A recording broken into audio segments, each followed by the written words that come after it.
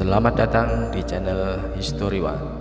Terima kasih buat rekan-rekan yang telah bergabung selama ini, juga atensinya dalam menyimak video-video dari channel History One. Sebagian besar dari kita pasti pernah mendengar lagu Nenek Moyangku Seorang Pelaut. Lagu yang menggambarkan tentang nenek moyang kita, orang Indonesia yang selalu mengarungi lautan tanpa takut menerjang ombak. Karena sejak zaman prasejarah, nenek moyang kita dikenal sebagai pelaut yang tangguh. Tak heran jika orang Indonesia telah berlayar hingga ke Samudra Hindia. Bahkan dalam sebuah penelitian dinyatakan bahwa orang Indonesia adalah nenek moyang penduduk Madagaskar. Hal ini dinyatakan oleh seorang ilmuwan Selandia Baru yang melakukan analisis DNA orang Indonesia dan Madagaskar. Hasilnya adalah adanya kemiripan antara DNA orang Indonesia dan Madagaskar. Selain ke Madagaskar, nenek moyang kita telah terkenal tangguh di lautan. Pada awal abad Masehi telah berlayar ke Cina, Jepang, India, dan Afrika untuk berdagang. Dari perdagangan ini, orang Indonesia mendapat berbagai barang seperti logam mulia, perhiasan, kain, wangi-wangian, dan obat-obatan. Barang-barang tersebut ditukar dengan berbagai jenis rempah yang ada di Indonesia. Militer India dan Cina memiliki sedikit tradisi tentang berlayar. Kapal-kapal mereka hanya digunakan untuk menyusuri pantai dan sungai. Bahkan dalam hal hubungan perdagangan melalui laut antara Indonesia, Cina, juga antara Cina dan India Selatan serta Persia, terdapat indikasi bahwa bangsa Cina hanya mengenal pengiriman barang oleh bangsa Indonesia. Orang Cina baru bisa membuat kapal sekitar abad ke-10 ketika masa dinasti Song. Dinasti Song adalah salah satu dinasti yang memerintah Tiongkok antara tahun 960 hingga 1279 sebelum Tiongkok diinvasi oleh bangsa Mongol. Dinasti ini menggantikan periode 5 dinasti dan 10 negara, serta setelah kejatuhannya digantikan oleh dinasti Yuan. Dinasti ini merupakan pemerintahan pertama di dunia yang mencetak uang kertas dan merupakan dinasti Tiongkok pertama yang mendirikan angkatan laut. Pelaut Nusantara telah menaklukkan banyak samudra jauh sebelum bangsa Eropa, Arab, dan Cina. Bahkan pada abad ke-5 dan ke-7, para pedagang Cina bergantung pada pelaut Indonesia. Tak hanya itu, salah satu teori juga mengatakan bahwa yang membangun jalur sutra itu bukanlah orang Cina ataupun India, melainkan orang-orang dari Nusantara sendiri. Bentuk kapal Nusantara adalah yang paling berpengaruh di seluruh dunia, karena pada saat itu India merupakan tempat bertemu para pedagang dari Persia, Arab, Yaman, dan sebagainya. Dari sinilah kelak bentuk kapal Nusantara ditiru oleh para pelaut Eropa.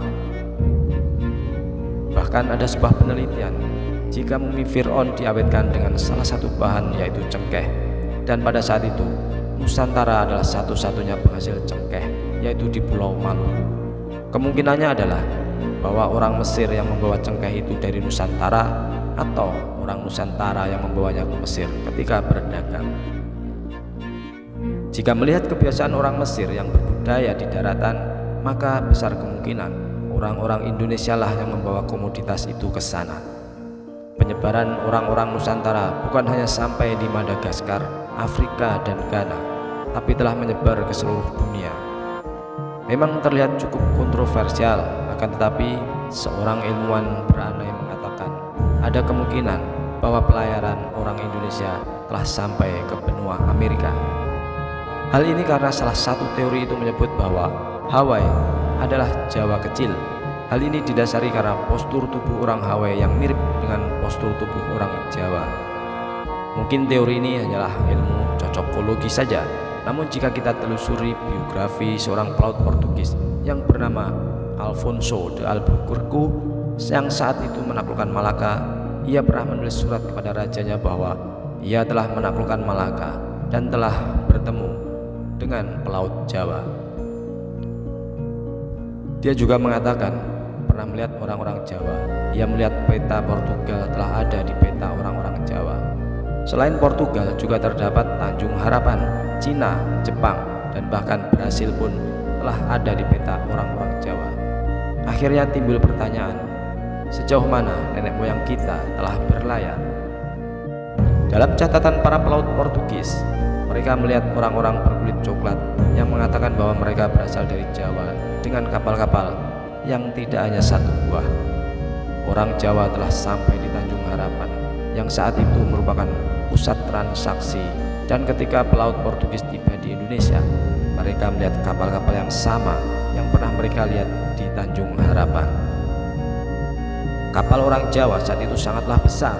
Orang Melayu menyebutnya jong, orang Jawa menyebut jung, dan Portugis menyebutnya sebagai junke.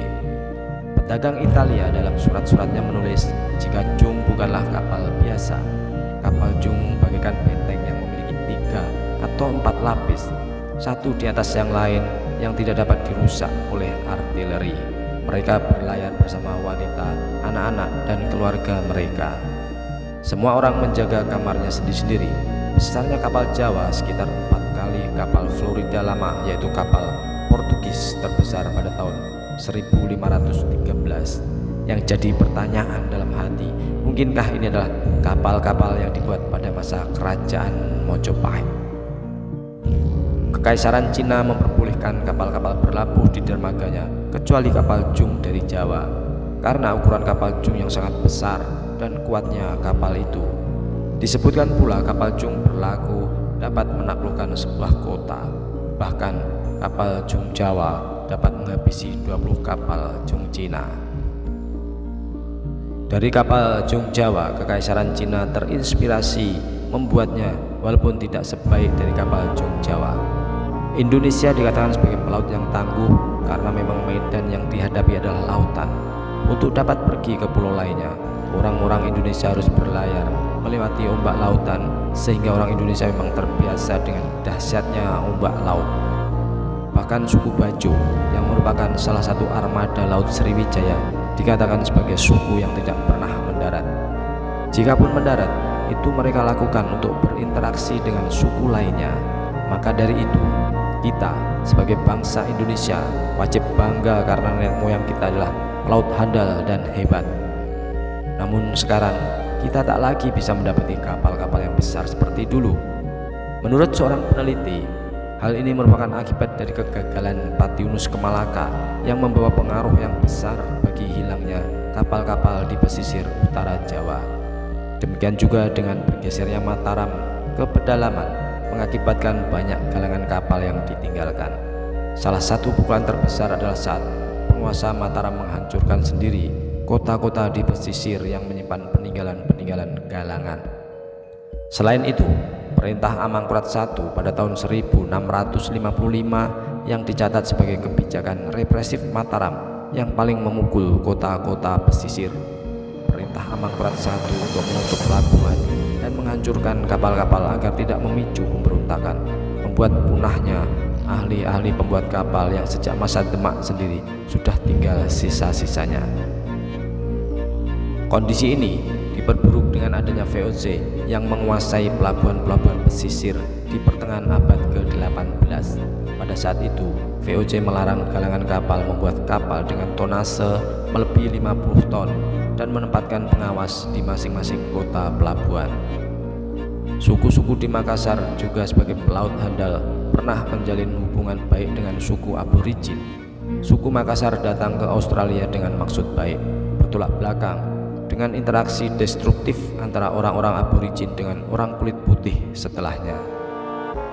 Orang-orang Makassar datang untuk membeli teripang dari suku aborigin dengan cara barter untuk dijual kembali ke Cina.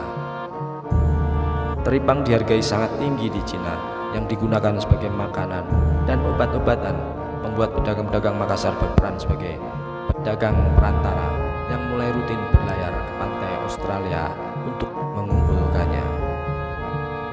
Semoga informasi ini dapat bermanfaat untuk Anda, dan kami mohon maaf jika terjadi kesalahan informasi yang kami sampaikan. Ingat, jangan telan mentah-mentah informasi ini, cross check dulu, dan jika tidak suka, abaikan saja. Terima kasih.